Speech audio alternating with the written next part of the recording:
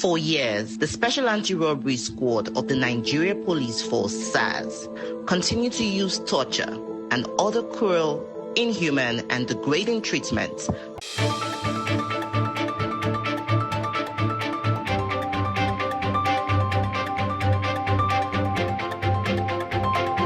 Hi people, how you? Welcome back to my YouTube channel. I'm Victoria Nanas. In case you're new here and in case you're returning, thank you very much. Have you subscribed? If not, what are you waiting for? Please go ahead and subscribe, and also click on the notification bell so that every time I upload new videos you get notified. But hey, it is time for trending with Victoria. Let's straight away go to the first story. And our first story comes in from Nigeria, where there have been protests since Wednesday. Now, these protests had a theme, End SARS, or they have been termed as the End SARS protests.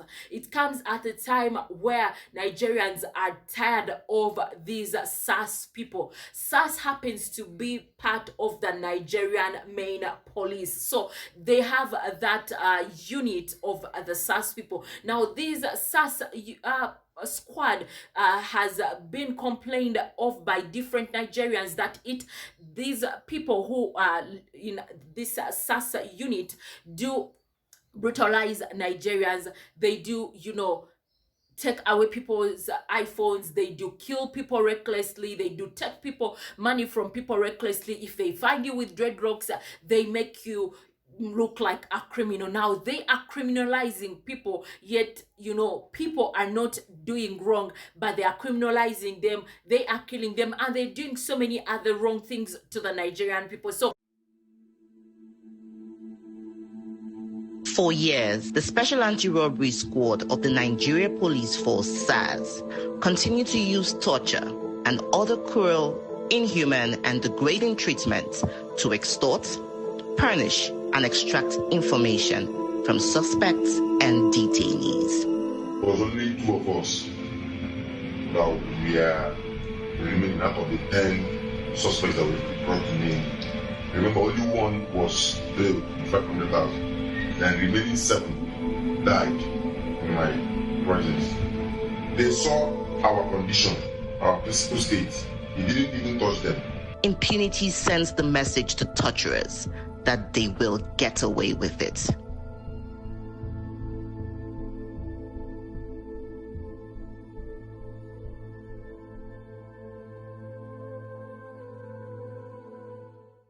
The Nigerians came out and said it's time that the government disbanded this SARS unit, because it is going to go on killing so many people like they have done in the past years, and they are still doing right now.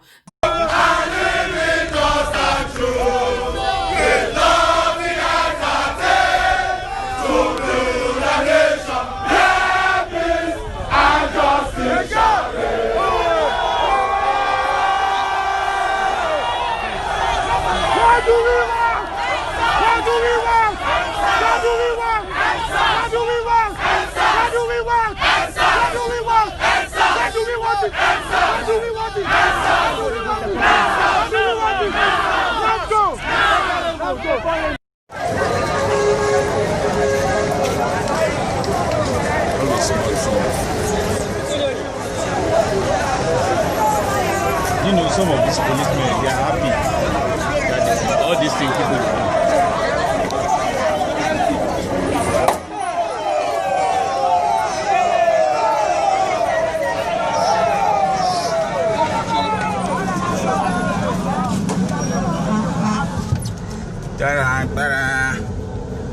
For him.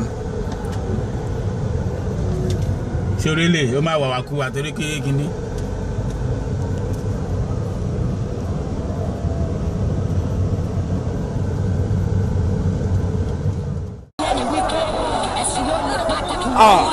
I'm also going to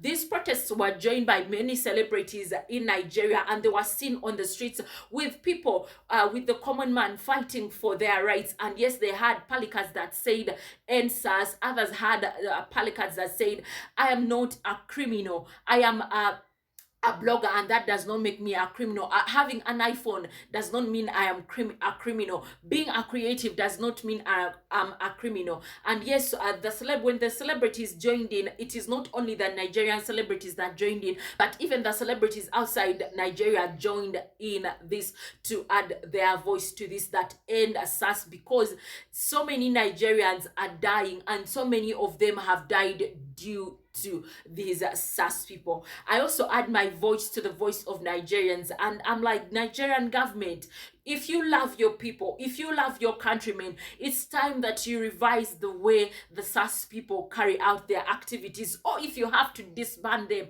if you have to carry them off the street to retrain them, like it happened to the local defense unit here in Uganda, they were becoming they were becoming very bad. They were, mistreating people in Uganda, and people complained about them, and they were withdrawn from public, went back for a training, and brought back to public, and they have greatly improved. So just like that local defense unit police in Uganda was people in Uganda, what unit in Uganda was improved, I believe that the SARS unit squad in Nigeria can also be improved, or it can be disbanded. Because continue to Uganda, where the president of Uganda came out a week ago and said that Uganda is going to construct roads for Congo. How?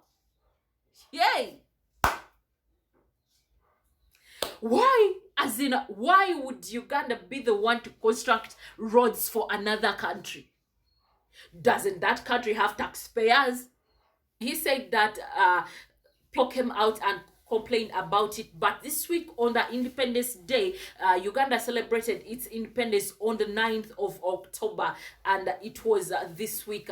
During the independence celebrations, he came out and defended himself, and he said that many people called him stupid, and others, called him all sorts of things. And he said that many people said that why doesn't he first construct roads in Uganda? But he defended himself, and he said that in Parliament, with Eshoninche, with Ensonyentono. Why are you, this stupid man, Museveni? Why is he building roads in Congo when we have got bad roads here?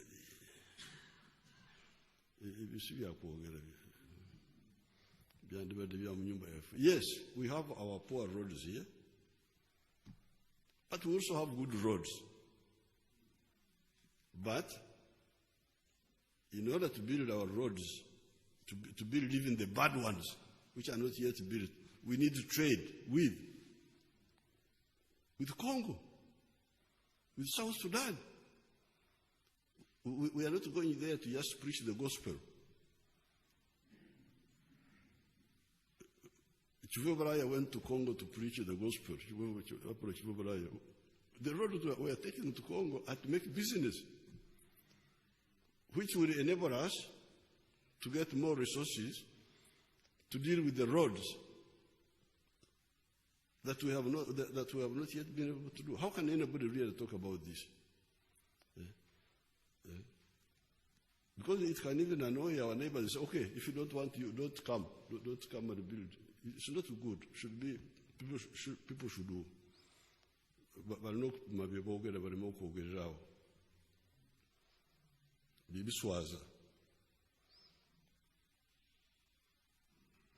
so we are going to do those roads because we are getting from Congo, I think we are earning $500 million a year. How can you see? How can you even speak? Why are you building the road? If my neighbor has allowed me, I am getting a lot of advantages from him, but he still has some internal issues. That road helps us very much. We need it. We need it badly. The people of Eastern Congo need it, but we also need it. Dear President, like seriously, why would we the Ugandans construct roads for another country? Why? Yes, we know it's the trade relations that we want to keep. Yes, we know after these roads are constructed, it will help us, but we do not need to, overstretch the budget of our own country to impress another country or to make the other country better. We can make it better, but not in that way. Let us first make our own country better before we better another country.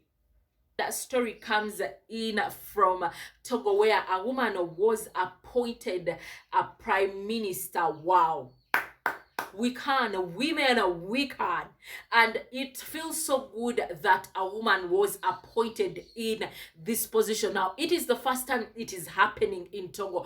A woman has never been appointed a prime minister in Togo. It is the first time, and it shows that, slowly by slowly, if there are those nitty-gritty, there are those glitches in, the governance of Togo. When we bring in women, so many things, change, and it just shows that you're now, starting to look at gender equality in one way or the other in that particular country. So thank you to the president of Togo for appointing Madame Tomba Gobe for this position, and wish her the best as she's carrying out her duties. Now, this comes at a time after the former prime minister resigned. Yes, he was appointed prime minister of Togo since 2015, but he came out and he resigned, and that is how this lady was appointed. After the other one resigning, she actually got this position.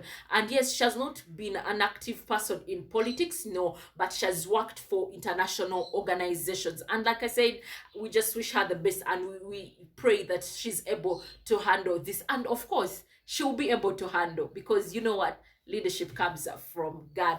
And that leads me to story number 4, which comes in from Uganda, where the military men in Uganda were seen wearing uniforms that are aligned to a certain political party in Uganda, and that is the ruling political party, which is the National Resistance Movement Army.